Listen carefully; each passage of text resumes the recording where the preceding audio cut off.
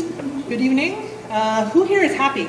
Oh, well, you don't need to hear any of this. You may think that happiness should be easy to understand, yet most of us have a tough time describing it or even recognizing it. Even worse, according to the experts, many of us misinterpret the concept and inadvertently diminish our ability to be happy. So let's start with a basic question: what is happiness?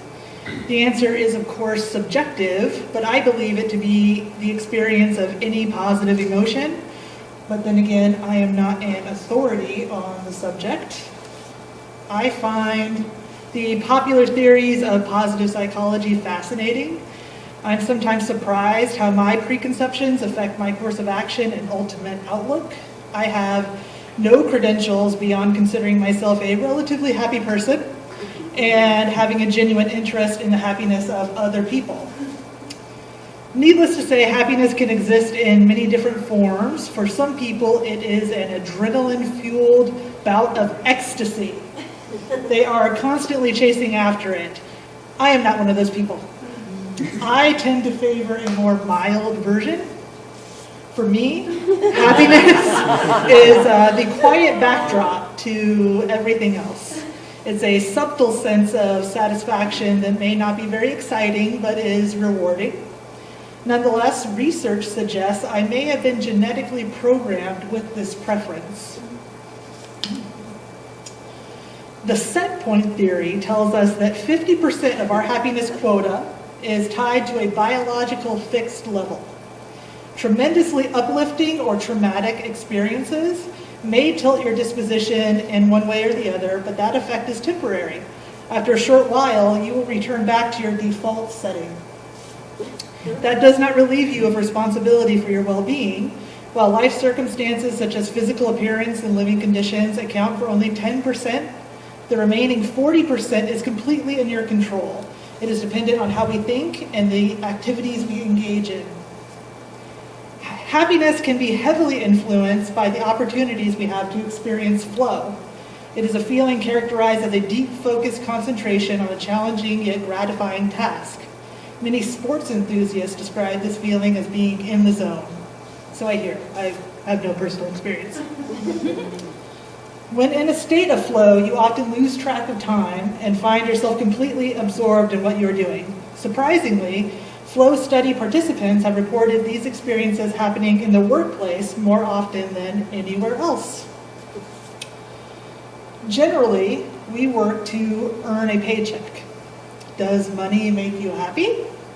In short, yes, absolutely, money does make you happy. Obtaining financial security plays a major role in our overall well-being.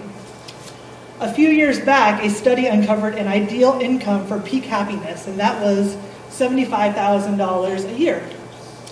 If you have not yet reached this financial milestone yourself, but you keep company with others who have, it's not your imagination. They are much, much happier than you are. More money is not shown to enhance your daily mood, but there are conflicting views when it comes to wealth and happiness. Some say the fulfillment curve dictates overconsumption will lead to unpleasant feelings, while others say the richer you are, the more overall life satisfaction you experience. Matters of the heart are just as complex. Can love make you happy? Who doesn't love love? Does the resulting marriage and perhaps children bring lifelong happiness? Turns out it's hit or miss. Married people are reported as happier than unmarried folks, but that happiness returns to the baseline after 8 to 15 years. Also, childless adults are reportedly happier than parents. This is not advice to abandon your families in pursuit of happiness. Relationships still have a profound influence on overall happiness. We are naturally social creatures. Unfortunately, we find ourselves living in a modern world that has many of us feeling isolated and alone, even in the company of others. How do you see the people around you? Do you see strangers?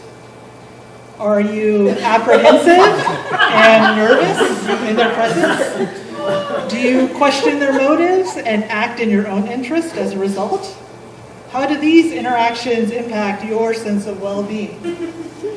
Or do you surround yourself with friends? Do you see warm, inviting faces every day? Do they make you smile? Do you look forward to the time you get to spend with them? Have you formed a deep and powerful connection with at least a small number of these people who seem to be related? Do you see yourself as a part of a greater good? Researchers have found that one trait most strongly associated with a permanent increase in happiness, meaning you're actually changing your set point, is a commitment to helping others. Serving your community can indeed make you very, very happy. While there are some good tips available, there is no definitive guide for being as happy as possible. There is no get happy quick scheme to be had. After listening to the experts, you may have more questions than answers. Is happiness really all that complicated? Remember, no peer-reviewed journal, article, or large-scale study can replace your own life experience. Find the definition for happiness on your own terms. Listen and learn from the people and resources around you. And when someone smiles in your direction, make sure you smile back. Thank you.